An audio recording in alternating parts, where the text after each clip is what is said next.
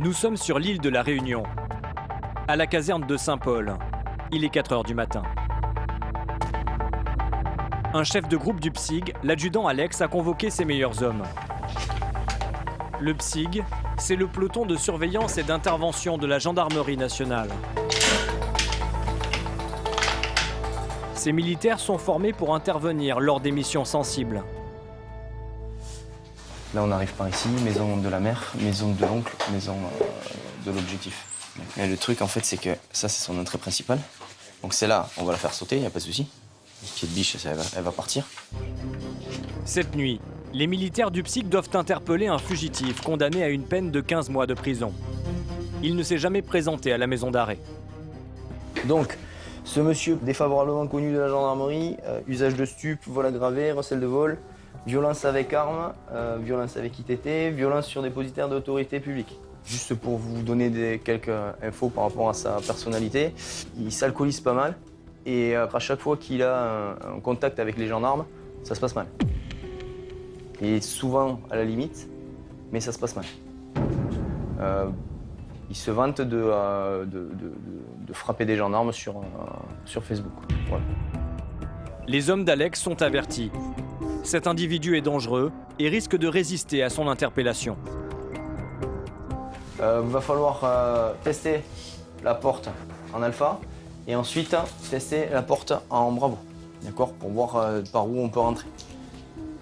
Et je rappelle encore une fois, si il résiste à son interpellation, n'hésitez pas à utiliser le taser. Quelle heure il est? Il faut y aller. Partout en France, l'heure légale pour une interpellation à domicile, c'est 6 h du matin. On devrait arriver entre 6 h et 6 h 25. Problème, à cette heure-là, sur l'île de la Réunion, il fait jour. Le fait qu'il fasse jour, ça nous dessert dans le fait que la mise en place est forcément moins discrète. Donc il faudra être un peu plus coordonné, un peu plus rapide sur la mise en place. Pour tous d'Alex, on arrive à proximité des lieux. La maison à 100 mètres. Stop, attends. Oscar 1 et 2, allez vous mettre en place. Sébastien et Étienne sont les deux spécialistes de l'ouverture de porte. Une partie du succès de l'opération repose sur leurs épaules. Pour conserver l'effet de surprise, ils doivent garantir à la colonne d'assaut de pouvoir pénétrer dans les lieux en un minimum de temps. La maison est à environ une centaine de mètres sur votre gauche. Vous voyez déjà la couleur rose. Porte ouverte en bravo. Les hommes du PSIG progressent avec prudence. L'homme est sans doute armé. À plus de 9000 km de Paris, l'île de la Réunion. Située dans l'océan Indien, ce département français d'outre-mer est l'une des plus belles régions de France. Chaque année, 570 000 touristes viennent profiter de l'île. On a tous nos achats ici. Un peu de piment, un peu de curcuma, un peu de gingembre. Et de ces paysages à couper le souffle. Mais l'île de la Réunion, c'est aussi une autre réalité. Pas papier? Une carte, quelque chose? Un taux de chômage de 24 %. Un Réunionnais sur 3 vit en dessous du seuil de pauvreté. Dans ce département, la délinquance est très différente de celle de la métropole. Rodéo sauvage. On est dehors la loi, il y a des mecs qui font n'importe quoi. Tout à l'heure encore, il y a une voiture qui a évité une autre. Attends, bouge pas. Situation explosive liée à l'excès d'alcool. Ouais, il a sorti l'harpon. Il est alcoolisé, vous dites, hein? Ouais. Un problème majeur de l'île. Pourquoi vous avez sorti le harpon? Nombre de violences intrafamiliales largement supérieur à celui de l'Hexagone. Il y avait le couteau comme ça? Oui, bah oui. Et consommation de zamal, le cannabis local qui avec le climat tropical pousse très facilement. Combien de joints par jour? Les 10. 10 joints par jour? 10. Il autorise la destruction. Pour lutter contre cette délinquance, les gendarmes sont sur tous les fronts. Notamment Alex. Ce militaire de 40 ans, originaire du sud-ouest, a intégré le PSIG il y a 11 ans. Cette unité est entraînée pour intervenir sur les situations tendues. Individu menotté.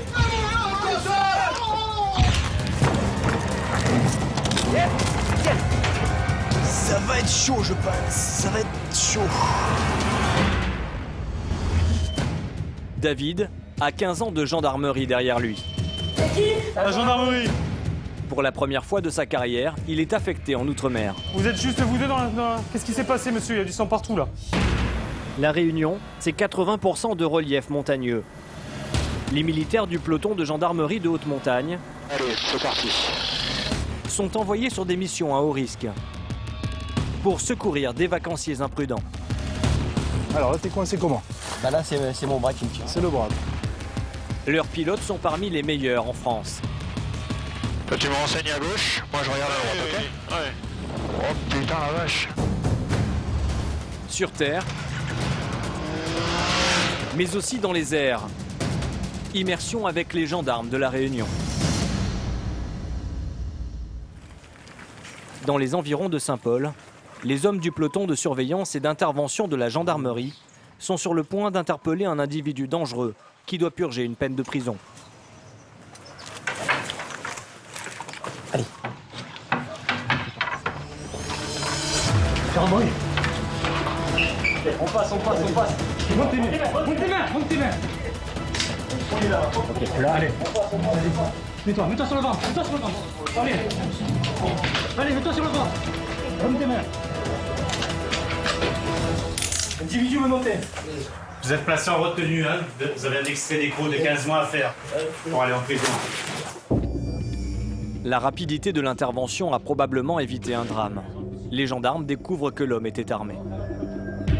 Attends, parce qu'il y a un pistolet. David, t'as un pistolet. Ici, il y a une arme. Une arme? Ah ouais. Toujours des surprises. On a retrouvé une arme à proximité de lui. Donc lui dormait sur un matelas et l'arme était sur le canapé. T'es chargé? Oui, l'arme était chargée. En plus d'une arme chargée, l'individu arrêté va encore aggraver son cas. Alex découvre une balance. Elle ressemble au modèle utilisé par les dealers de drogue. Qu'est-ce que vous pesez, monsieur, avec la balance là? Mettez le short, monsieur, comme ça vous remettez pas.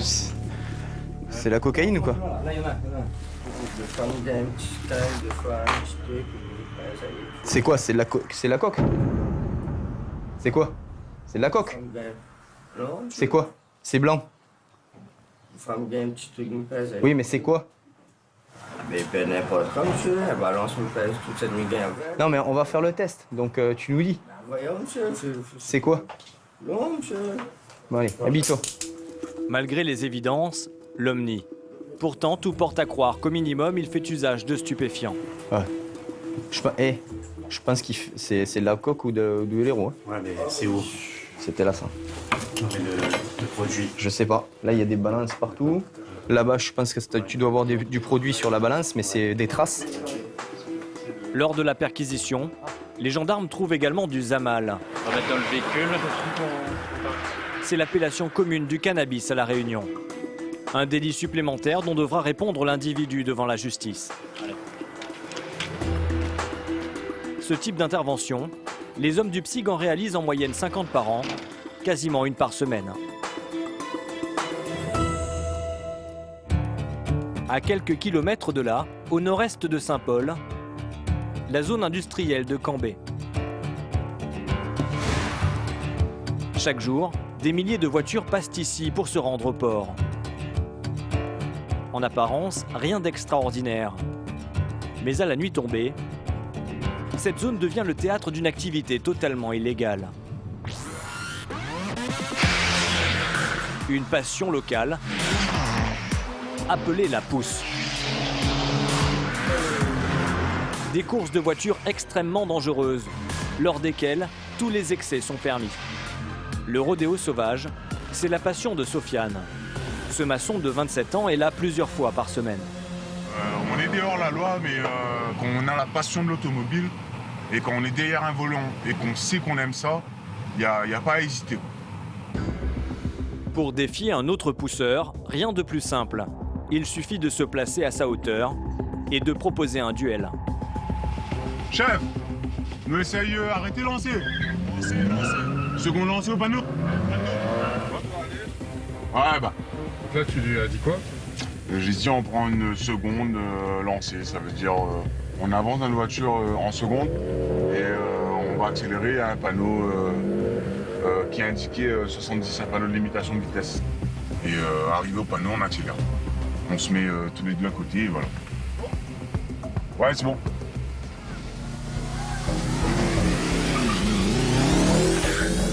Là, j'accélère.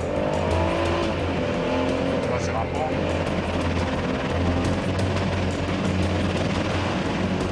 En quelques secondes, la voiture de Sofiane atteint les 160 km/h.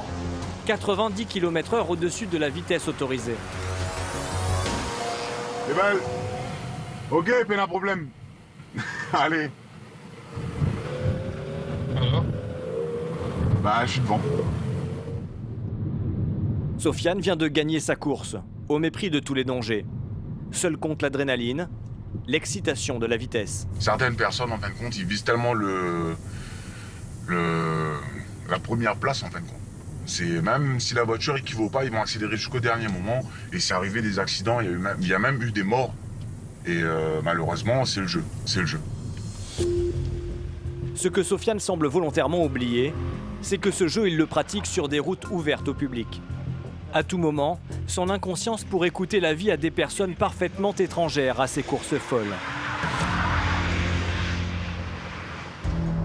Ce soir, les gendarmes vont mener une opération coup de poing pour tenter de mettre un terme à ces rodéos qui sont organisés dans ce secteur depuis 2 ans. Nous, on va se mettre par là.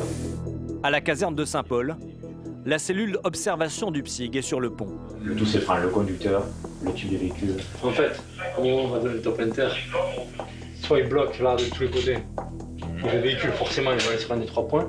Si le véhicule il reste dans la zone, parce qu'après, tu sais, c'est vaste, il peut encore tourner dans la zone, ils envoient une patrouille qui va le. Ces spécialistes de la discrétion agissent en civil. Ces 3 gendarmes vont s'infiltrer parmi les pousseurs. L'objectif de Dany, le chef des opérations, c'est d'identifier formellement des pilotes pour les faire arrêter. Allez, c'est parti. Plus de 20 gendarmes sont mobilisés pour cette opération. Ils interviendront lorsque Dany donnera le feu vert. Pour ne pas nuire à la mission, nous tournons en caméra discrète. Les lieux, on les a repérés cet après-midi. Maintenant, on va voir si notre positionnement est bon pour prendre un maximum de renseignements sur les véhicules qui vont commettre les infractions. Pour matérialiser une infraction de rodéo sauvage, Dany a une obligation bien particulière. On va rester garé là. Pas des plus faciles à réaliser. Ah, ça y est, ça commence. Hein.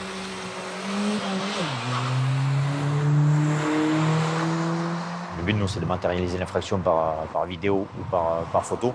Et dès qu'il va réitérer l'opération, au bout de 2-3 fois, là, l'infraction elle va être matérialisée. En toute discrétion, Dany se positionne au départ de la course. Immédiatement, il arrive à filmer une voiture jaune et à l'identifier. Le renseignement est transmis. L'opération anti-pouce est lancée. Ouais, pour tous, top action, top action. La route est bloquée par des barrages filtrants. Aucun véhicule ne peut échapper aux gendarmes. La carte grise, elle a été vérifiée? Ouais, je l'ai pas. On l'a pas? Vous avez pas la carte grise, monsieur? Vous avez consommé de l'alcool ou pas ce soir? Pas du tout.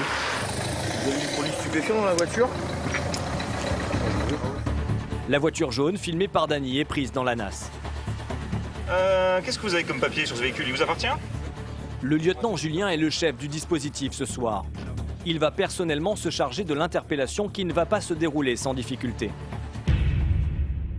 Ok, très bien. Allez, vous allez descendre du véhicule. Charlie Bravo Saint-Paul.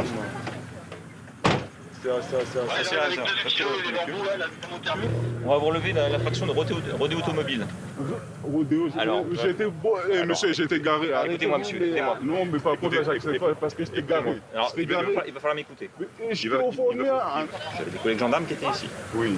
Qui vous ont vu passer à plusieurs reprises et faire la pousse. D'accord? À plusieurs alors, reprises? Voilà, à plusieurs reprises. J'ai pas fait de rodéo, moi, monsieur. Mais écoutez, on s'en expliquera. Et puis, vidéo à l'appui, on vous le démontrera. D'accord? Vous restez près de votre véhicule pour l'instant.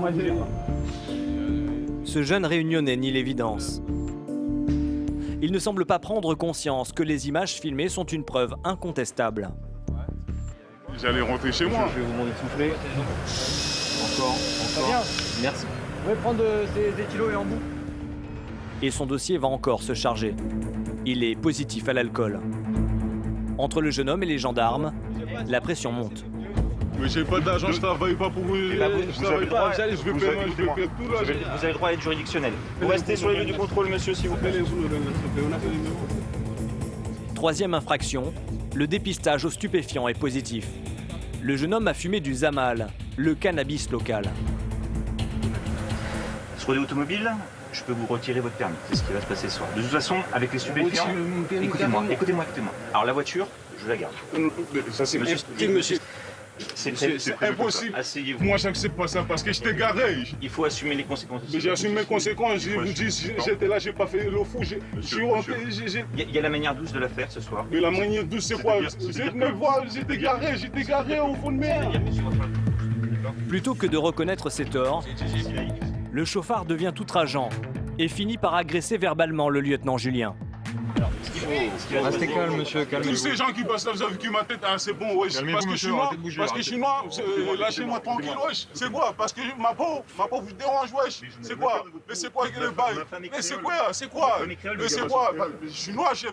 La patience du lieutenant Julien a des limites. J'ai qu'une solution pour vous, c'est vous vous taisez, vous faites ce qu'on vous dit et ça se passe bien. Sinon je vous plaque en garde à vue tout de suite. Et vous passez 24 heures avec nous. Ça commence à bien faire votre signage. Allez, Vous êtes surpris de cette réaction? Non, c'est une réaction tout à fait habituelle. On sait à quel point les Réunionnais ou même les pousseurs sont fiers plutôt de leur voiture. Maintenant, il est parti sur une garde à vue. Il a refusé de coopérer. Il a refusé que les choses se passent en douceur. Donc maintenant, on a toutes les infractions nécessaires qualifiées délit pour le placer en garde à vue et le maintenir avec nous pour une durée de 24 heures. Ce soir, ce pousseur a tout perdu. Son véhicule est confisqué. Le tribunal décidera si la saisie est définitive. Pour l'infraction de rodéo sauvage sous l'emprise de stupéfiants et d'alcool, il risque une peine de 5 ans d'emprisonnement et de 75 000 € d'amende. Chaque année, une cinquantaine de personnes perdent la vie au volant de leur véhicule à La Réunion. Dans la majeure partie des cas, elles sont alcoolisées ou roulent trop vite. Parce que je viens tout juste de boire avant de conduire. C'était combien de temps? 10 minutes. Pour endiguer ce fléau, la gendarmerie déploie sur les routes une brigade motorisée. 129, la 308. Ah, 129. Elle est composée de motards experts. Aucun véhicule ne leur échappe. Un automobiliste vient d'être contrôlé à 129 km/h, 39 km/h au-dessus de la vitesse autorisée. En quelques secondes, il est rattrapé par les motards. Malgré cette vitesse excessive, il ne comprend pas l'objet de son arrestation.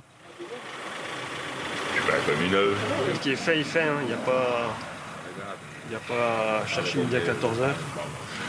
Une bonne aspiration, on y va. Allez-y. L'excès de vitesse ne va pas être la seule infraction constatée. Le taux d'alcool de ce Réunionnais est très au-dessus du taux autorisé. Vous disiez le taux? 0,63. 0,63 par litre d'air expiré, cela correspond à 1,26 g d'alcool par litre de sang. C'est plus de 2 fois le taux permis. La sanction est immédiate. Il va falloir appeler quelqu'un pour venir récupérer la voiture. D'accord? Ce conducteur vient de perdre son permis. Mais le gendarme a une alternative à lui proposer. Vous avez la possibilité de faire installer dans votre véhicule un antidémarrage électronique. C'est un éthylotest qui est branché sur le système de démarrage du véhicule. Alors par contre, ça coûte à peu près 380 €. Enfin, paye. Non. 380 € pour garder un permis. Une belle opportunité mise en place par le préfet, mais que ce Réunionnais ne va pas saisir. Ah, ça paye, gars. Ça paye, je trouve. Cet homme ne s'en rend pas compte, mais conduire sous l'emprise de l'alcool multiplie par 18 le risque de causer un accident mortel. Des retraits de permis, ce jour-là, il va y en avoir beaucoup. Avec vous, ils n'ont aucune chance. Ok.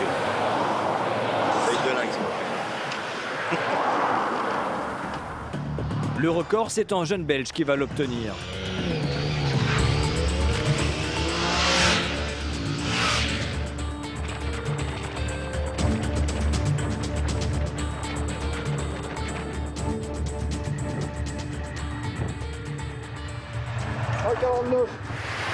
Donc on vous contrôle pour un excès de vitesse, 147 au lieu de 90.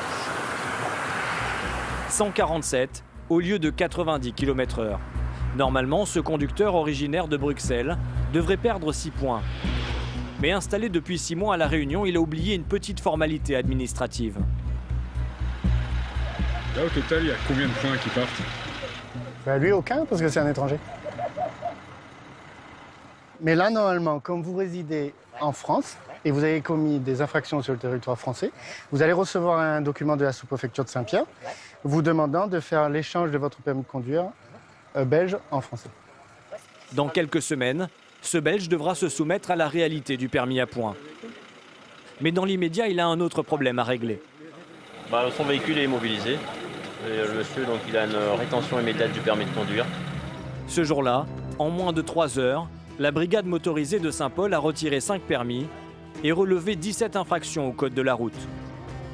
En 2019, à l'échelle du département, ce sont près de 4500 conducteurs qui ont vu leur voiture immobilisée pour une infraction au code de la route. Ce soir, à la caserne de Saint-Paul, les militaires du PSIC sont mobilisés. Ces gendarmes travaillent essentiellement de nuit. Depuis plus de 10 ans, l'adjudant Alex, le numéro 3 de cette unité, doit se faire à cette routine. Il faut bien qu'il y ait quelqu'un qui soit debout pour veiller sur les gens. Il y a un rituel tous les soirs. Plus de 80% des interventions du PSIG ont lieu entre 23h et 5h du matin.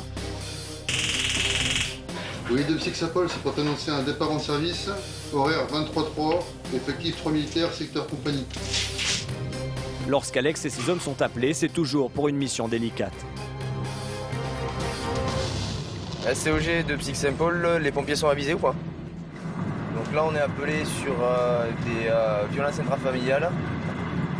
Le fils de la famille qui aurait tapé sur son père, d'après ce qu'on a compris, avec un serre-joint. Donc je pense que le papa doit être sacrément amoché. Un homme a porté des coups à son propre père. Alex le sait, ce type d'affaire est délicat. Les conflits familiaux peuvent vite basculer. Toi, en fait, tu gères tout ce qui est parents, etc., blessés. Et nous, on gérera le gars. Faites gaffe parce que quand on va arriver, il y aura peut-être... soit il va reprendre confiance, hein, ou inversement, ce sera peut-être la famille qui reprendra confiance et qui voudra lui péter la gueule. Sur place, une équipe de pompiers a pris en charge le père agressé. Bonjour monsieur. Il a une blessure profonde à la tête. Qu'est-ce qui s'est passé? Non, n'inquiétez pas. Qu'est-ce qui s'est passé, dis-moi? Il y a eu une altercation avec mon fils. Ne inquiétez pas. Bonsoir madame. Il est où votre fils? Il est où votre fils? Vous pouvez passer de l'autre côté s'il vous plaît, on va se mettre là-bas. Merci. Concernant l'agression, les explications du fils sont surprenantes.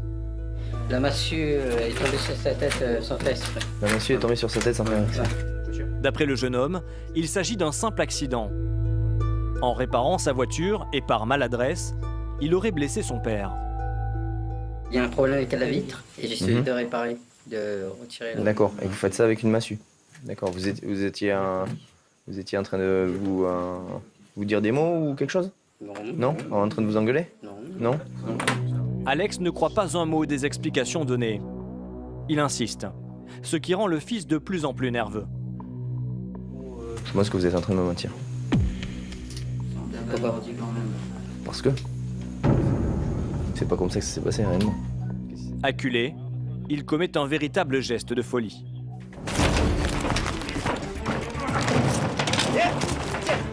Mets-toi au sol! Mets-toi au sol!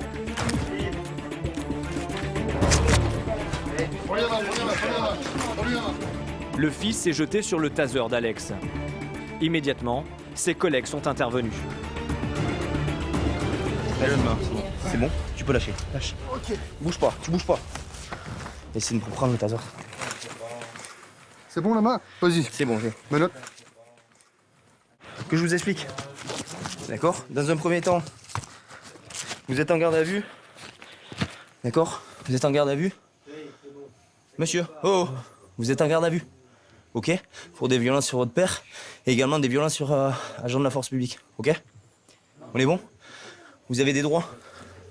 À savoir, vous taire dans un premier temps, voir un médecin, faire prévenir quelqu'un de votre famille. Ok?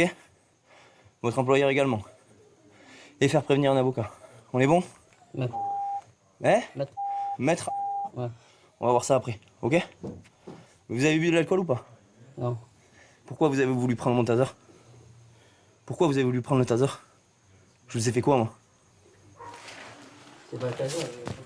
Vous vouliez prendre quoi? Mon téléphone? Oui. Arrêtez, commencez pas à mentir. Depuis tout à l'heure, vous arrêtez pas de me prendre pour un idiot, là.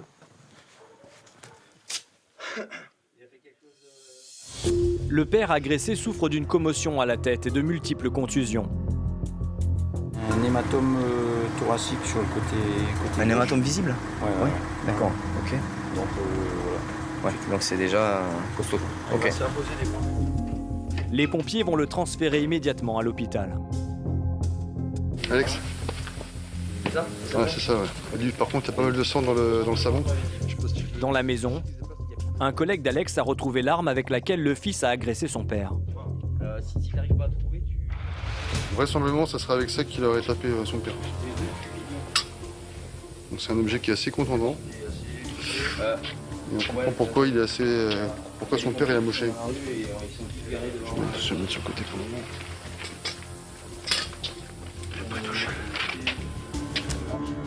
Cette double agression va entraîner le placement immédiat du fils en garde à vue. Les violences contre l'adjudant Alex sont sanctionnables d'une peine de 3 ans de prison et de 45 000 € d'amende.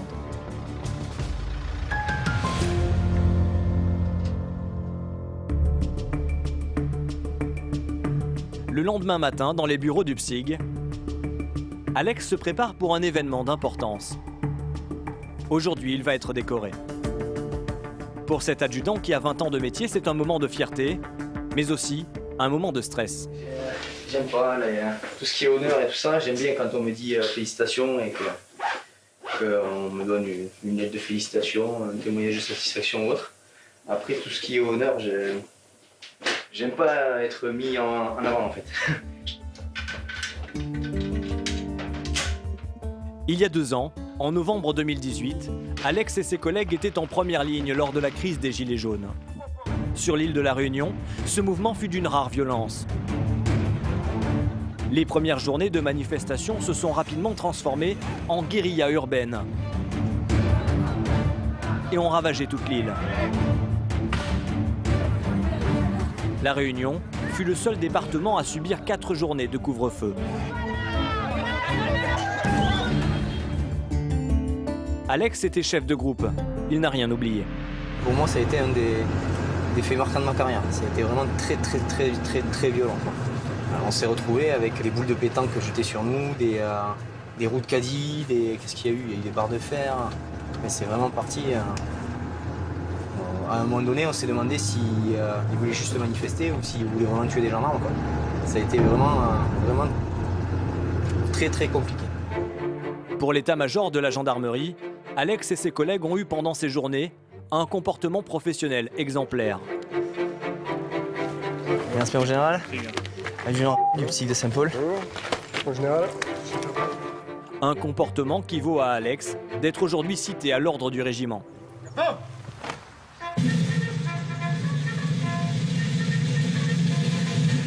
Adjudant, au nom de la ministre des Armées, nous vous décernons la médaille d'or de la Défense nationale avec étoile de bronze. Félicitations, adjudant. Merci, mon commandant. Félicitations. Merci, mon commandant.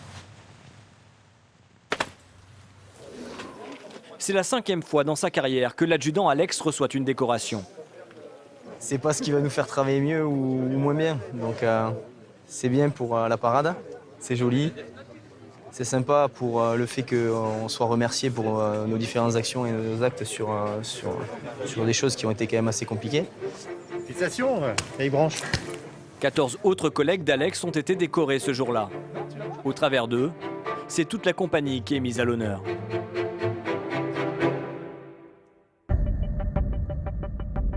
La commune de Saint-Paul, c'est la 2e commune la plus importante de l'île. Et comme pour le reste du département, il y a une problématique à gérer. Les cambriolages de logements, mais aussi de bureaux ou de commerces.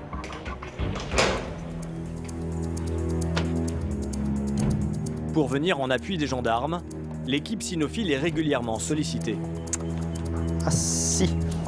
Le gendarme Anthony fait partie des 3 maîtres chiens sur l'île.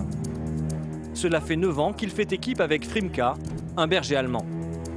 Les maîtres chiens réalisent plus d'une centaine d'interventions par an. Donc l'animal, ne serait-ce que par sa présence, en général dissuade et empêche le conflit entre les personnes, quoi. Ça évite aux gendarmes d'être pris à partie et dans de vraiment très rares cas, le chien est employé au mordant dans le sens où on l'entend, avec une morsure d'un individu et une neutralisation par la suite, quoi. À la gendarmerie!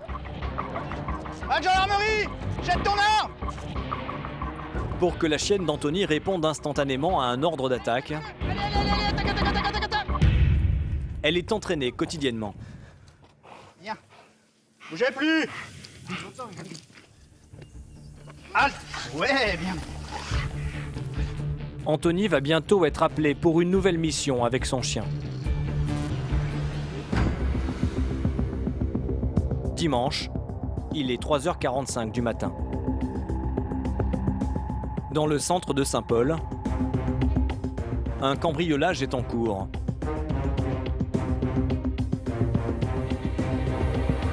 Ces 2 individus viennent de pénétrer dans une pharmacie. Ils la fouillent méthodiquement. Ce qu'ils ignorent, c'est que l'alarme silencieuse a été déclenchée. Les forces de l'ordre sont en route. Une unité du PSIC va intervenir.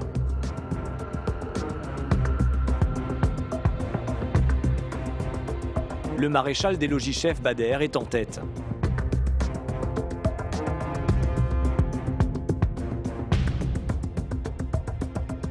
Un maximum de précautions sont prises. Les individus peuvent être armés. Anthony et son chien sont arrivés en renfort. Le cambrioleur a été repéré au fond de cette pièce. Il refuse d'obtempérer aux injonctions des gendarmes. Il devient menaçant. Mais grâce à Anthony et son chien, l'homme est plaqué au sol et interpellé.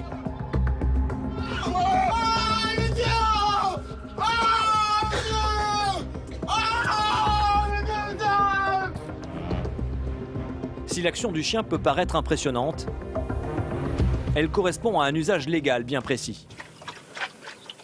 On va dire que dans 95% des cas, la dissuasion fait son travail. C'est pour ça qu'on n'emploie pas le chien à tort et à travers, hein. Chez nous, on emploie le chien, c'est considéré comme l'usage d'une arme, hein. Et là, en l'occurrence, on se retrouve face à des individus qui sont rentrés par effraction de nuit dans une pharmacie. Donc l'emploi du chien, ça permet d'être un moyen de force intermédiaire qui permet de ne pas faire usage d'armes qui seraient, qui permettraient qui induiraient des blessures plus importantes que ça, quoi. En plus du jeune homme interpellé en présence du chien, le second cambrioleur a également été arrêté. Ils ont tous les 2 été déférés au parquet et sont en attente de leur jugement.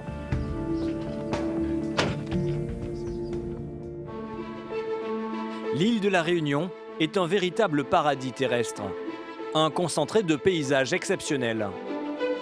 Chaque année, 570 000 touristes viennent découvrir ce bijou tropical, classé au patrimoine mondial de l'UNESCO.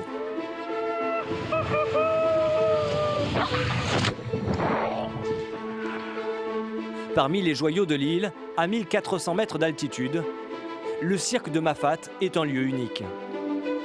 800 habitants coupés du monde vivent ici en quasi-autarcie, en perpétuant les traditions de l'île. Seul moyen d'accès, des chemins de randonnée et l'hélicoptère. Sur ce territoire, les gendarmes doivent assurer leur présence, comme sur le reste de l'île. Toutes les 2 semaines, l'adjudant Patrick fait une inspection. Ah là, vous êtes obligé de vous mouiller un peu, hein. Et rencontre les habitants. C'est l'heure des casse-croûtes, là. Il contrôle les professionnels du tourisme. Sinon, on a de soucis ou pas ici? Non, c'est bon? Pas de soucis. Pas de soucis. C'est la fête. C'est la fête. C'est tranquille. C'est important pour vous de les voir passer de temps en temps? Ouais, mais fait plaisir, ben. Ah oui? Bah oui, c'est un peu des habitués, ça. Bah ouais, on a Ouais. contact. Bah oui, ben. Comme ça leur permet, s'il y a un petit souci, de nous le signaler, s'ils ont besoin de quelque chose aussi. Et puis nous, après, on fait remonter les informations, et ainsi de suite, quoi. Voilà. Mais ça se passe toujours bien ici, on n'a pas de problème là. Il n'y a jamais de problème là. Mafat est une destination touristique très courue. Mais nombre de randonneurs ignorent les difficultés de la haute ou moyenne montagne. Faites attention de ce côté, madame. C'est très glissant là. Pour ces touristes inconscients du danger, les accidents sont nombreux. Ils ne comprennent pas, ils n'ont jamais fait, je sais pas. Ben non, parce que sur une carte, ça donne pas pareil que dans le cirque. Hein. Ils ne se rendent pas compte, et puis en plus, il y a beaucoup d'eau. Vous avez croisé des gens qui étaient pas bien équipés? Ah ouais, franchement. C'est-à-dire? Les jeunes, moi, ils font pas attention. La maman qui a son bébé devant, si elle tombe, ben, c'est fini, quoi. Ouais. On fait tous le même constat, que beaucoup de personnes viennent dans ce cirque pas équipées. Ils pensent pouvoir, que c'est une balade, pouvoir se balader comme ça, tranquille en Mafat. Le temps change très vite et la pluie arrive très vite. Et malheureusement, souvent, ça se termine avec l'équipe du peloton de gendarmerie de haute montagne qui vient les récupérer parce qu'ils sont en difficulté. Le peloton de gendarmerie de haute montagne, c'est une unité composée de 13 secouristes et 3 pilotes spécialisés dans l'intervention en milieu périlleux. Le PGHM compte 2 hélicoptères. Ils permettent de rejoindre les milieux les plus inaccessibles de l'île. Vous avez besoin de prendre un téléphone, de prendre quelque chose. C'est un moment délicat l'évacuation, notamment avec l'effet de souffle que peut générer l'hélicoptère et le risque potentiel de chute d'armes. Des missions rendues possibles grâce à la compétence de pilotes hors normes qui assurent plus de 700 interventions par an. Faire partie de cette élite demande beaucoup de persévérance. C'est avec un simple bac en poche que Franck est rentré à la gendarmerie. J'ai terminé mon service militaire et puis je me suis engagé en gendarmerie. J'ai pas forcément été ni bon élève en scolarité classique ni en gendarmerie. Une fois que j'ai pu intégrer ma passion, voilà, j'ai fait ce qu'il fallait pour. Et puis là, pour le coup, j'ai travaillé et j'ai réussi à obtenir ce que je cherchais. Franck fait dorénavant partie des pilotes de la gendarmerie qui possèdent la qualification de haute montagne. Une expertise indispensable à La Réunion, dont les sommets culminent à plus de 3000 mètres d'altitude. Ce jour-là, les militaires du PGHM sont appelés pour une intervention urgente de secours à Mafat. Est-ce que tu peux remonter un peu? Non, si on monte encore, là on va être dans la couche. Là. Un homme de 70 ans a glissé dans un précipice. Et le gars il est de ce côté ou de l'autre côté? On sait pas. Mais le brouillard et la végétation dense rendent le repérage difficile. Donc il ne serait pas dans la descente. Il est notre position, on est au-dessus de la géologue. Écoute, je vais ouvrir, on va prendre le mec, hein. Allez. Après quelques minutes, les gendarmes décident de partir à la recherche du randonneur directement sur le sentier. Ils sont élitreillés.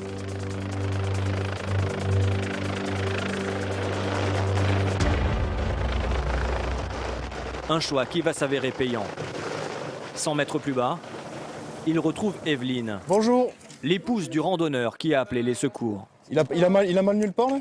Son bras en dessous, vous savez, il commence à être ankylosé. Il le sent plus, il les gêne beaucoup. Il a glissé là carrément comme ça. Son pied il a ripé puis il est tombé. Il est tombé d'ici. D'ici là. Ouais. Exactement là. Ouais. Tu l'as mis là? Cela fait 1 heure que le mari d'Evelyne est coincé dans ce fossé. Et il est à bout de force. Rapidement, Simon, le secouriste, va se rendre compte de la difficulté de l'intervention. Ah ouais. Ok, bon laisse tomber, c'est bon. Totalement épuisé, et malgré sa bonne volonté, Jeannot est incapable d'aider les gendarmes. Les secouristes rencontrent une autre difficulté. Le brouillard se fait de plus en plus épais. Dans quelques minutes, l'hélicoptère ne pourra plus intervenir. Simon doit trouver une solution. La végétation nous aide pas et le monsieur est très fatigué. Donc du coup, il peut pas nous aider. Et il fait mauvais, donc on aurait pu le sortir avec l'hélico. Mais ça aurait été trop simple. Donc on fait autrement. Le gendarme va utiliser une technique de montagnard pour aider Jeannot. Le mouflage. Un système de poulies qui va démultiplier la force de traction. Ah là, faut tirer un peu là. Hein. Allez. Bon, on peut attendre un petit peu? Ouais, bien sûr. Jeannot puise dans ses dernières forces. Progressivement, le septuagénaire gagne le rebord du chemin. Allez, Jeannot. Allez, Jean-François! Après 1h30 coincé dans les ronces, donc là, à droite, c'est plus facile. C'est enfin la délivrance.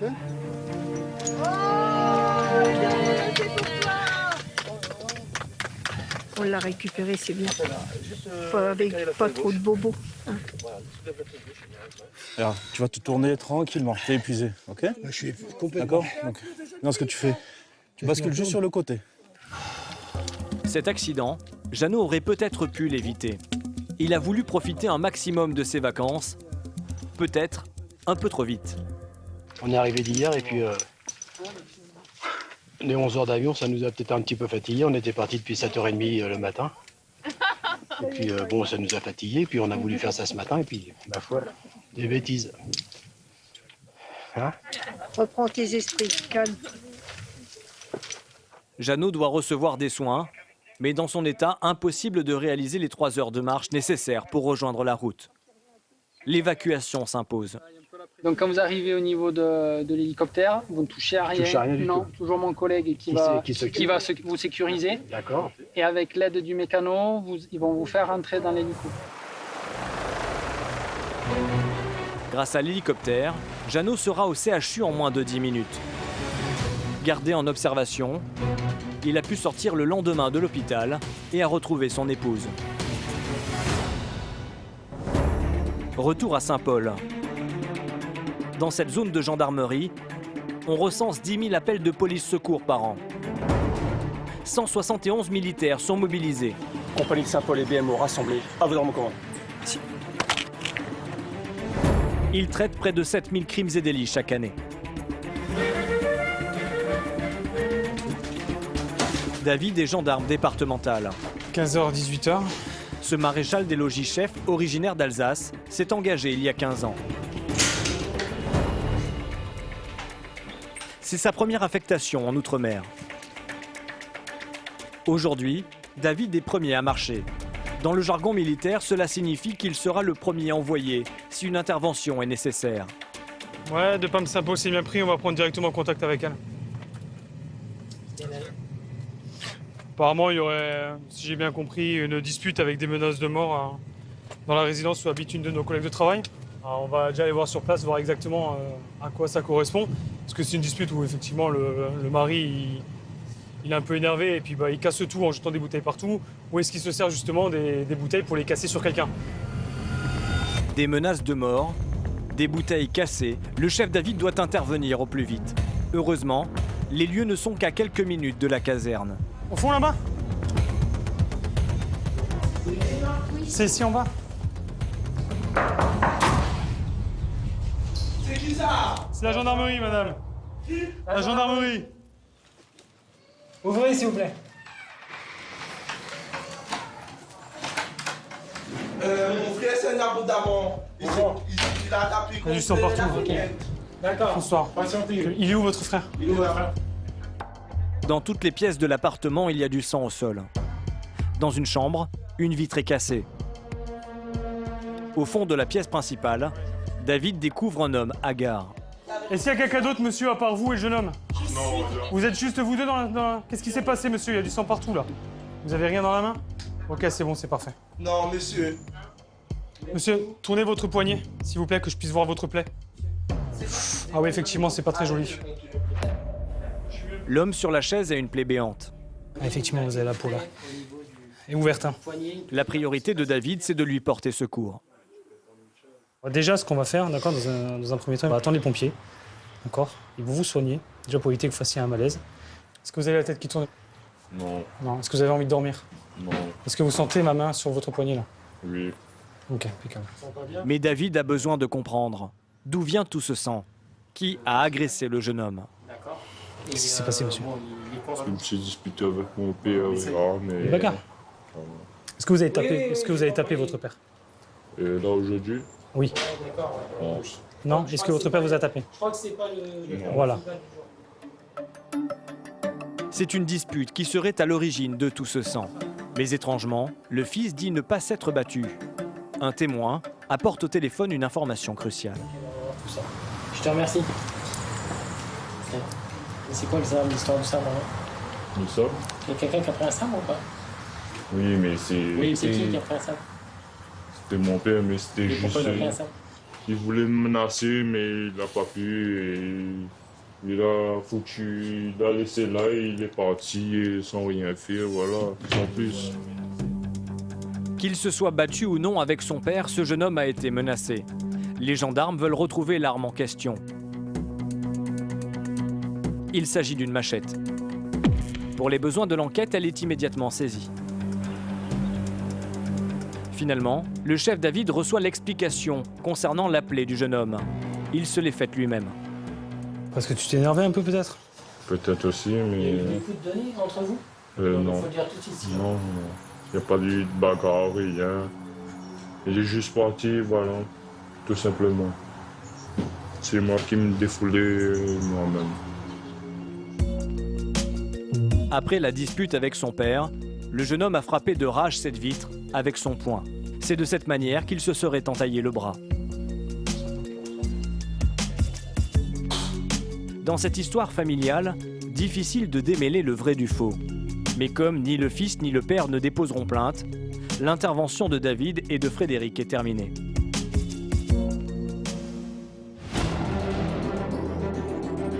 Derrière la majorité des faits de violence se retrouve une consommation excessive d'alcool.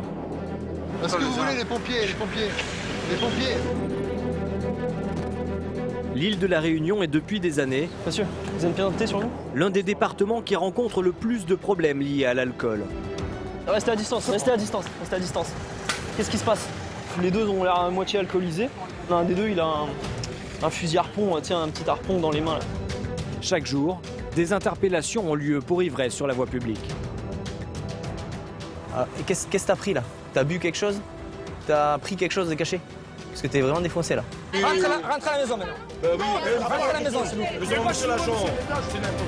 Cette consommation d'alcool, c'est surtout le week-end que les gendarmes la constatent. L'individu est cité devant le cabinet qui vocifère à courant. De Psych Saint-Paul, c'est bien pris. T'aurais une description de l'individu et savoir s'il a des armes ou pas? Non, négatif, il a fait 2 sacs plastiques en sa possession et il n'arrête pas de gueuler. Nous sommes vendredi, il est 16h. L'intervention du psy a été demandée. Ah, c'est bien pris, je prends contact avec le cabinet médical. C'est Alex, le chef de groupe de l'unité qui est de garde ce jour-là. Vous avez peur de sortir? D'accord. Shirt bleu, short bleu, c'est ça? Et c'est lui qui crie derrière vous là?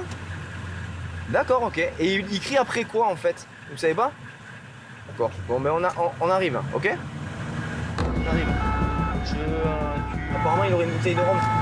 D'accord, donc faites attention, il peut s'en servir comme arme par destination, ok? Donc si c'est pas comment il est physiquement, si on tombe sur un Golgoth, d'accord? Pas la peine d'aller s'exposer pour rien. T'as un taser ou pas? Ouais, pareil.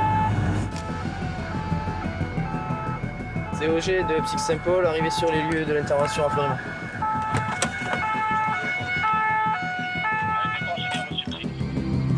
Arrivé sur les lieux, c'est la gendarmerie? L'adjudant Alex découvre un homme fortement alcoolisé. Vous avez une pièce d'identité, monsieur? Non, j'ai pas de pièce d'identité? Oh là. Cet individu qui hurlait sur les passants il y a encore quelques instants est dans un état inquiétant. Fais attention. Regarde dans le sac, regarde. Vérifie dans le sac. Je vais demander à dîner, j'ai pas le droit. Ah, il y a une carte de bus? Il n'a pas de papier sur lui et Alex n'arrive pas à l'identifier. Au vu de son ivresse avancée, l'homme représente un risque pour lui-même, mais surtout pour les personnes qui le croiseraient. Levez-vous, monsieur. Levez-vous, s'il vous plaît. Ça va. Il va être placé en cellule de dégrisement. Ouais, vous allez venir avec nous. Débutez-vous, monsieur. Attention à la tête, monte dans la voiture. Allez. Donc si tu bouges et que tu commences à faire le bordel dans la voiture, ça va pas bien se passer pour toi, ok? À l'intérieur du véhicule, Alex constate que les propos de l'homme sont de plus en plus incohérents. De la Réunion, né à la Réunion. J'espère que vous allez né à la Réunion. C'est super, c'est logique. Les minutes passant, il semble même complètement divaguer. Tu peux me dire où on est ou pas? Non? Tu sais quel jour on est? Non plus? Remets à l'autre. C'est quoi ta date de naissance, tu m'as dit? Je peux pas remettre à l'autre. Avant de le placer en cellule de dégrisement, l'adjudant Alex a l'obligation de le faire examiner par un médecin. C'est la procédure. Ce sans domicile fixe est conduit à l'hôpital. La mesure de son taux d'alcool révèle un chiffre conséquent qui surprend tout le monde. Là, il est à 2 grammes. Donc, ça commence à faire. Bien alcoolisé. Moi, 2 grammes, je pense que je marche pas. Bon, ben c'est comme ça, malheureusement. Ouais. Il doit bien avoir des soucis pour se mettre dans cet état. Ce taux d'alcool dans l'air expiré correspond à 4 grammes par litre de sang. Un taux qui peut entraîner un coma éthylique. L'homme sera vu quelques instants plus tard par le médecin de garde. Son état sera malgré tout jugé compatible avec le placement en cellule de dégrisement. Allez, avance. Tu peux enlever tes chaussures, s'il te plaît? Face au problème d'alcoolisme, une mesure radicale a été prise par le préfet en 2020. Plus aucune vente d'alcool à emporter n'est permise entre 21h et 6h du matin.